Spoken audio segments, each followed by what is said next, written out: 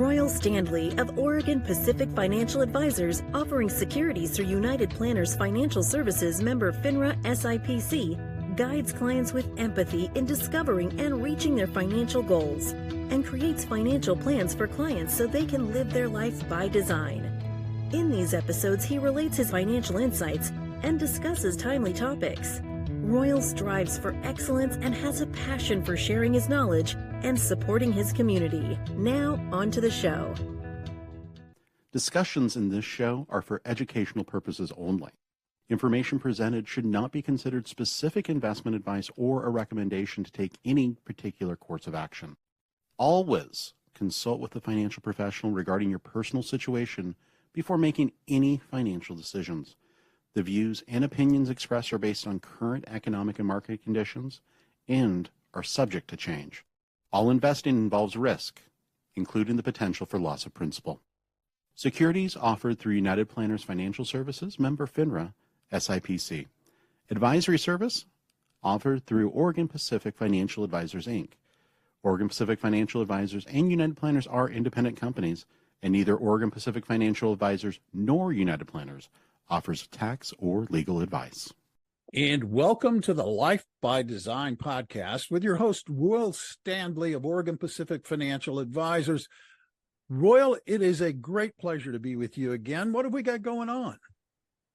Well, Bill, I'm very excited to have Chris Bautista, who's the newest member of the Oregon Pacific Financial Advisor family, joining us today. I've gotten a chance to know Chris over this last year, and I can't be more excited to introduce him to our listeners because he has just such a fantastic background, just such a kind demeanor, and really looking forward to getting into our interview today with Chris. Yeah, I know. With speaking with Chris before you joined us today, he's terrific, and you're right. He does have a very interesting background, and he does seem like a kind of guy, which is welcome, which is a welcome thing. That's right. So without further ado, Chris, welcome to the podcast. Oh, thank you for having me today. Before we get started, I have to say, Bill, you have a great voice for podcasting. Radio. Oh, well, thank you so much. It's nice to be with you, Chris. Great to be here, guys. So, Chris, why don't we just kind of take a few minutes and just kind of talk about your background and what brought you here, as an advisor with Oregon Pacific Financial Advisor. Kind of what was that journey like for you? Well, when I first got in the industry, I had recently, it'd been a couple of years. I'd closed down a couple gyms. I was just telling Bill earlier that I used to be in bodybuilding. I had a couple gyms. We went through that whole 2007, 2008, 2009, and many people lost their jobs. I lost a lot of clients, and so I kind of bounced around different jobs for about 2 years.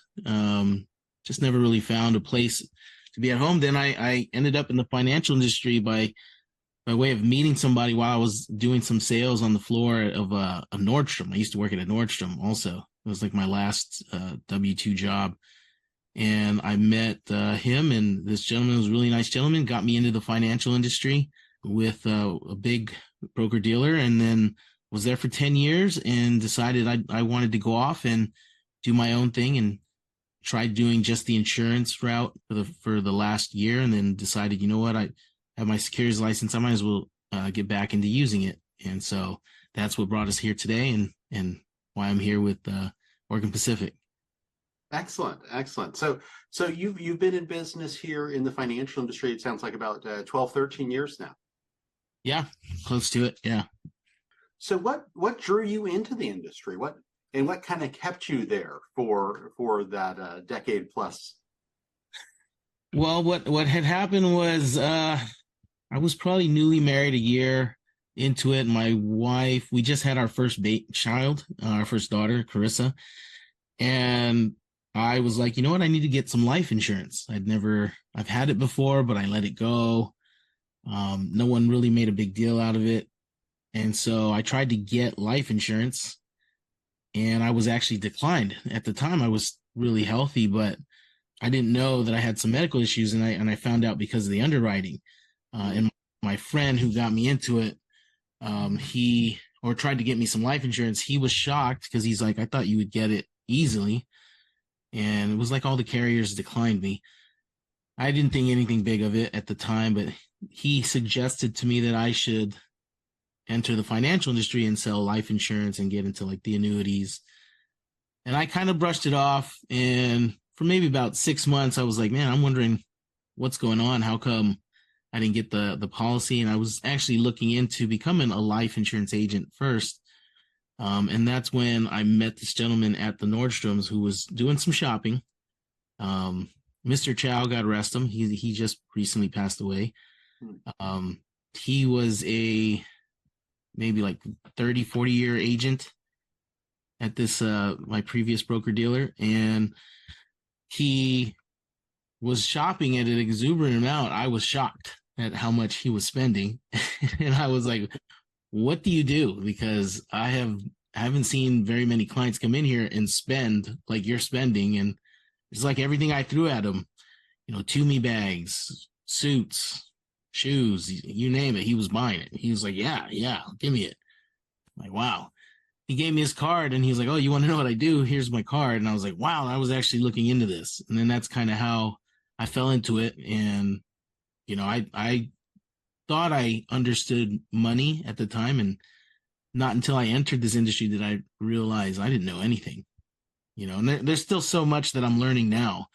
It's such a huge industry with vast amounts of information, and, I'm enjoy helping people navigate that and bring some things to light that, most people don't understand, because the financial education and the financial illiteracy, I'll say, in this country is pretty huge. So.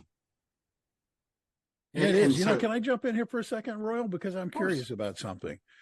Because that journey you talk about into the financial industry and the realization of your lack of financial knowledge and your urge to guide people, do you think that created a unique perspective for you? Because you came out of, forgive me, an ordinary background. You came out of gyms and you came out of Nordstrom's. You didn't come out of an Ivy League school and sit down with Ivy League thoughts.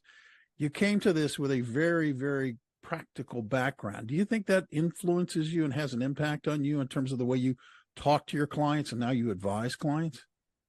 Yeah, definitely, because of the experiences that I had. I mean, when I closed my gym, I had to file bankruptcy.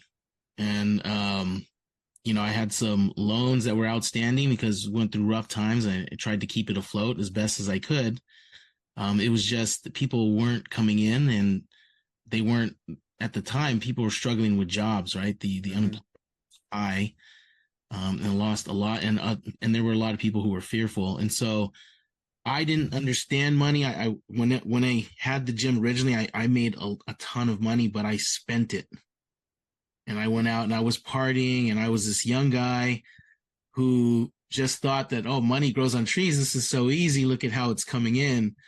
My first business, and wow, it's just shooting to the moon, And I had when I started laying people off, and then when I couldn't keep it up, and I tried for so long, tried different things, group classes, all this stuff to make it affordable.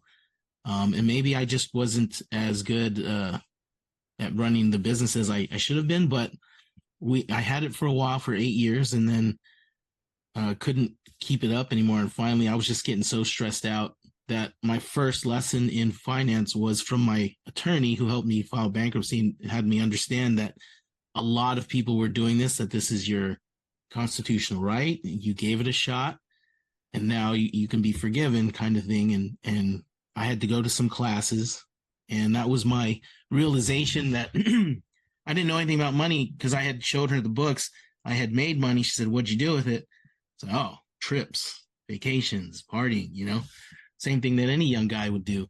And through that experience, I carry that a lot into how I deal with clients, because, when I see how they're spending money, and they're just like, some of these clients are making money. I've met doctors who made $500,000 a year, but they have nothing to show for it. And they're in their 60s and 70s. And I'm like, oh my gosh, this could be me. This could be anybody really.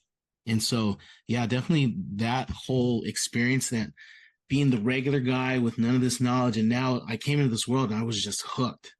It's like, I didn't know you could do this. I didn't know, I should be doing this. I should have been saving. How come nobody talked about this? And granted, maybe it was my generation, but it seems like a lot of the millennials and the Gen Zers seem to be a little more aware about putting money away. But my generation, Gen X, this wasn't a thing. So yeah, I think Gen X is interestingly positioned there where, the baby boomers had the stories from their parents about the Great Depression. Gen X really didn't. It was, the 70s were a little shaky, but the 80s were great, 90s were great.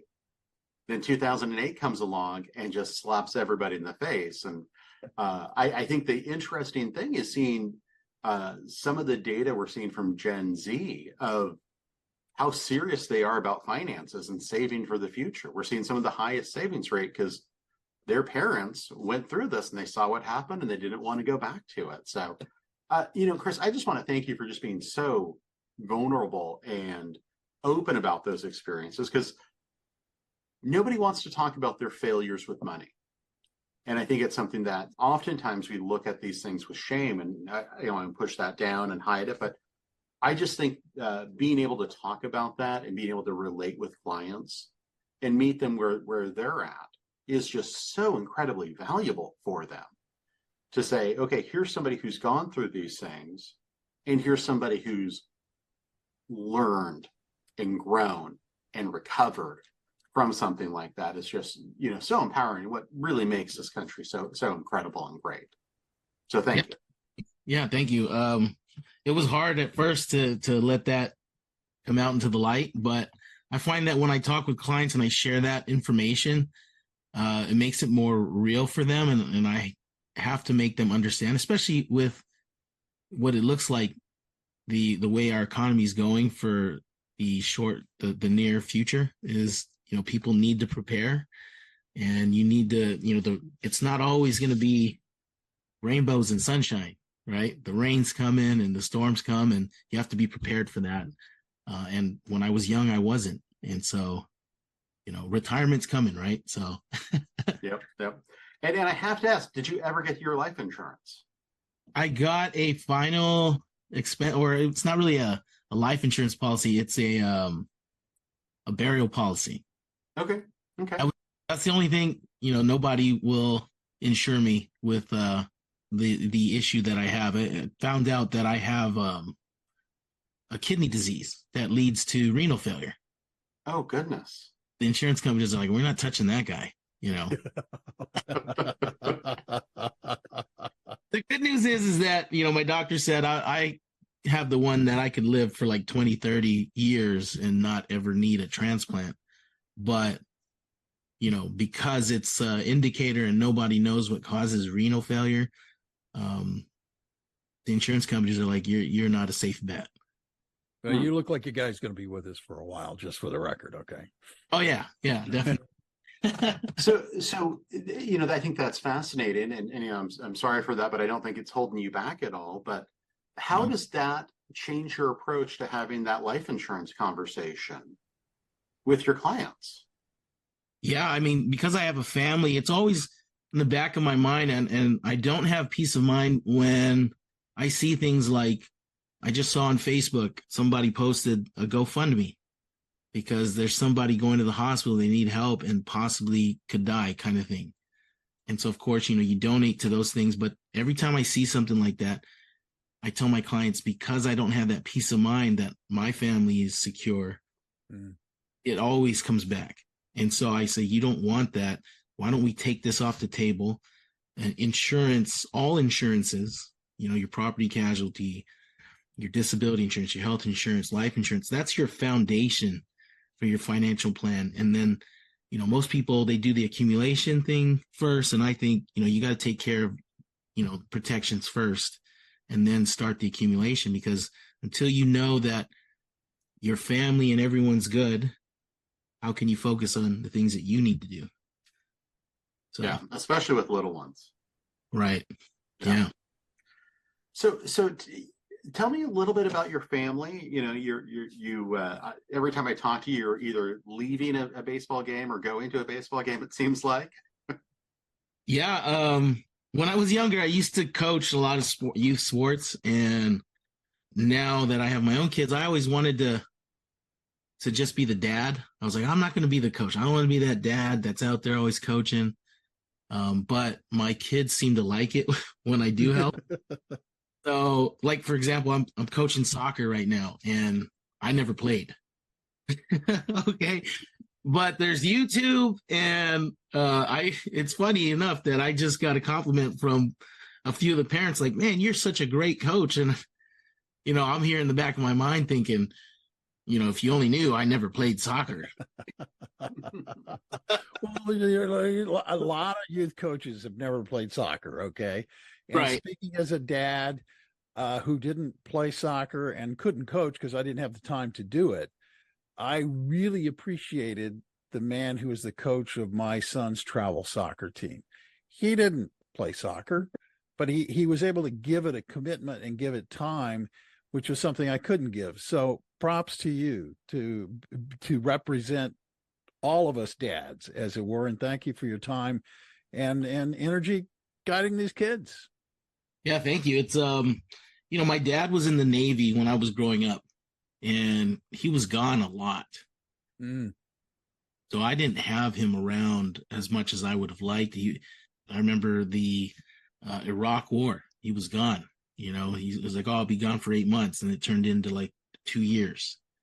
And then, so it's like him being always gone.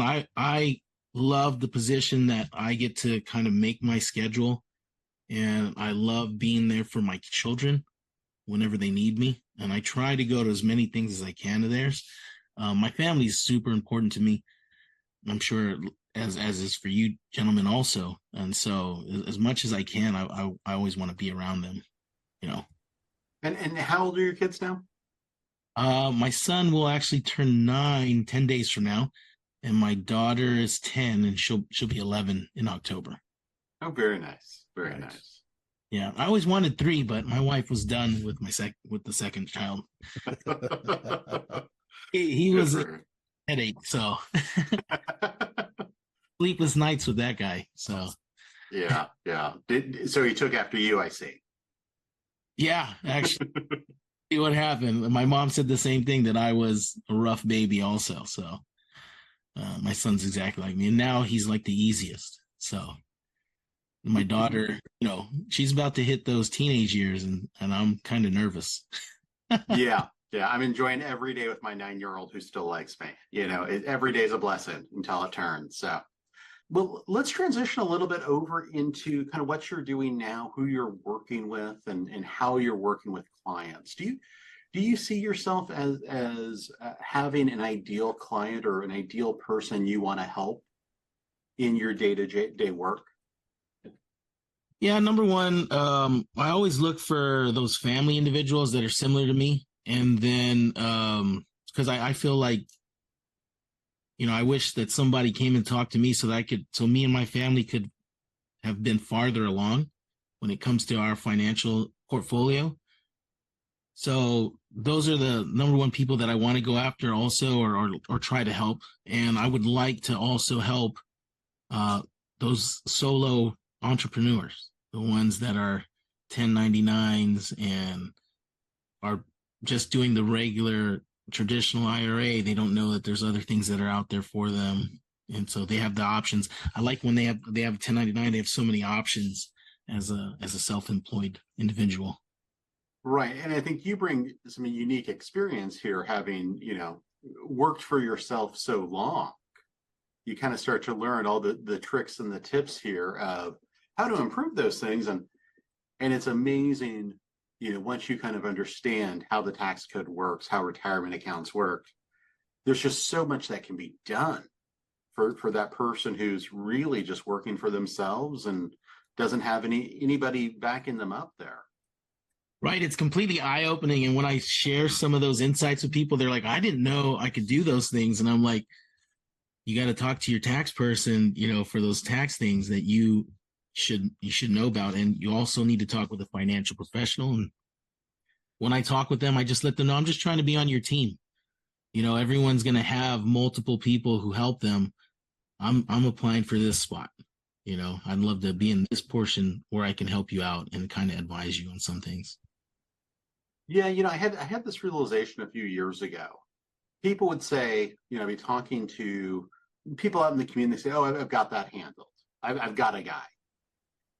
And then I'd see him a couple of years later, and maybe our relationships built. We'd have more conversations, and they tell me what they've been doing for the last 3 years. I'm like, "Oh, you didn't have that handled.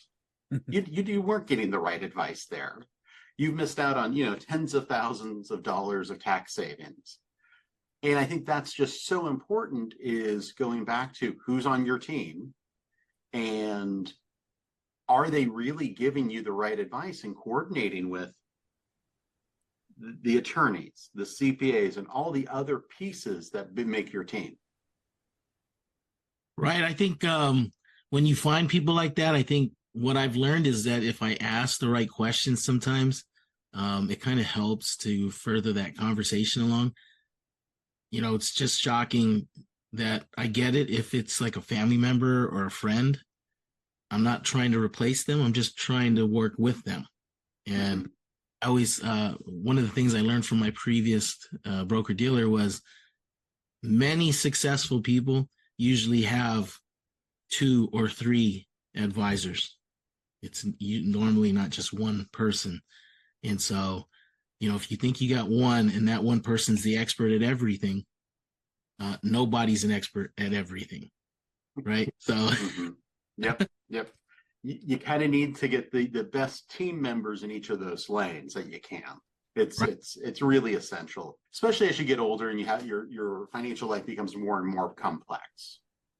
Correct. And, that's one of the reasons why I'm so happy to be at Oregon Pacific, because just talking with you and James and going to the meetings, and I'm learning so much more that it's opened my eyes even more to some other types of planning. And so I love the conversation about money and how I can help as many people. And if there's always something new, I get hooked on it and I get obsessed, and I try to find out every little detail. Like, wait a minute, you mean you could do this? And if you do this, it's like, it's just amazing the amount of things that you can do when, inside legally, obviously inside the laws. So. Oh yeah. Everything we're talking about is always legal. Yes. So when it comes to, advising clients and making recommendations to clients, do you have a money management philosophy you'd like to share? No, I think what I guess the philosophy is for me is, what is that I guess most of it is just what is that the client wants? What are their goals? And are they moving in that direction? Let's just, once we prioritize your goals, what I want to do is just move you in that direction. See is what you're doing now moving you in that direction, or can we take some other steps to get you there sooner, if not put you in a better situation? So I always say that one of my statements that I tell clients is, what I want to do is empower your financial reality. Right? Because everyone has this reality of what they think their financial world is. And then I want to empower that and 10x it if I can for them, improve their situation by helping them understand. So. Very nice. I don't know if that's a good thing. So. It sounds like a very good thing. Yeah. Putting people first and helping them get to where they want to be. With your expertise and the things that you can do for folks, it's just really powerful. So looking into the future for you, what are the things on kind of your, I don't want to say bucket list, but kind of to-do list for your career? I think one day I eventually may go and try to get the CFP and become a certified financial planner. Excellent.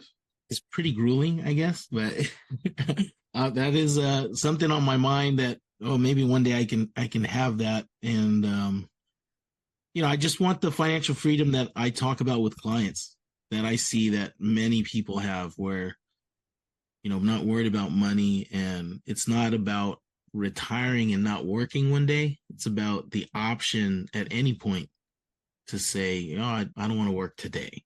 Because what we do is, it's not strenuous, right? I always tell people who want to running a gym.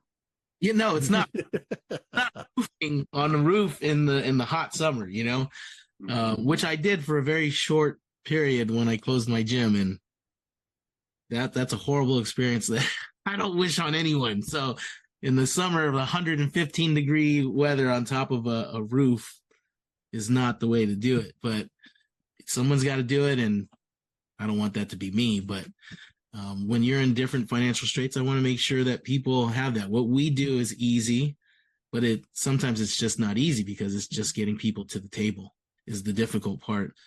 I think people wonder, why should I give you the opportunity? I have somebody here, or they think they have their bases covered. And I don't know, do you get this, Royal, where when you're in this industry, do you get people that say, I'm all set because I have it all through work kind of thing? Sometimes it's always interesting because people don't know what they don't know. And oftentimes, Amen. When I hear that, I'm all taken care of, honestly, in all the years, I have only met one couple that had literally everything taken care of. Wife was a CPA who handled all the investing. They didn't have any kids. They were going to leave everything to charity.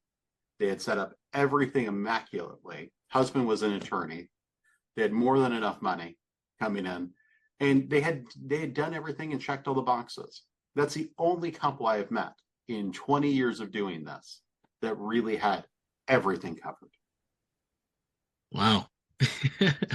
And you've been in this much longer than me, in one couple. Wow. Yeah. Now, not to say there's definitely varying degrees there. There's definitely those folks that they have everything pretty much handled there, and there's little things we can tweak and improve here and take some responsibility off their shoulders. And then there's others that are the dumpster fires and hot messes of the financial planning industry, where it's like, okay, where do we start unraveling this ball and start forming it into something that you're not afraid for the future. So it's a fascinating thing. You just don't know what you don't know, and without that knowledge, without having that team looking at all the financial aspects, you won't know until something goes wrong, and then it's too late. Right. And that's exactly what brought me into the industry, is that things happened too late. And then, understanding now that I didn't know what I didn't know at the time, that can happen to anybody. It happened to me, it happened to anyone, is why I love the industry, and I love talking about it with people, and it's eye-opening. I know that it's not sometimes the most popular thing to talk about at a party, but I love the conversation, because I think people don't know, and if they don't know, they don't really think about it until something happens and they say, how come no one told me? It's like, right. Well, the information's there. You just got to be willing to go and look at it. So. Absolutely. Well, as we get to the end here, is there anything you would like to cover with our listening audience, or anything you want to kind of close out our conversation with? I don't have anything off the top of my mind. It's been such a enjoyable conversation, and just, again, talking about the things. I think I want people to make sure that they're taking the time to gather the information. I think would be the most important thing. They need to talk with a professional, because they're going to go through life and they're going to think everything's okay. And when something happens that they weren't prepared for, they're going to say, how come nobody told me? Right. And most people think, just through me talking with individuals, that they can get the information and that their human resources is going to give them the information. Or Mike at the cubicle next to me, he's been successful with his 401k. I'm going to talk to him and see what he's doing. And so a lot of people get that bad information from people who probably shouldn't be giving that information. And so I just find a professional that you like, that you want to work with, that you know, like, and trust, I think is the biggest thing. So. Yeah. And I just want to recognize you for this heart of service that you have for working with families, educating them, and, really trying to remove those stumbling blocks that they don't even know are there. So, Chris, it's just been so great to get to know you even better here over this last half hour. I hope our listening audience, can hear in your voice your passion for helping people and your expertise. So I just want to thank you so much for joining us here today. Well, thank you guys for having me. I enjoyed the conversation. It's a real pleasure to meet you, Chris, as a matter of fact. And Royal, before we get out of here, if anybody's listening to this and are interested in getting in touch with either you or with Chris, how would somebody go about doing that? Yeah, you can go to our website at Oregon Pacific Financial Advisors. You can get all of our contact information there, reach out through the website.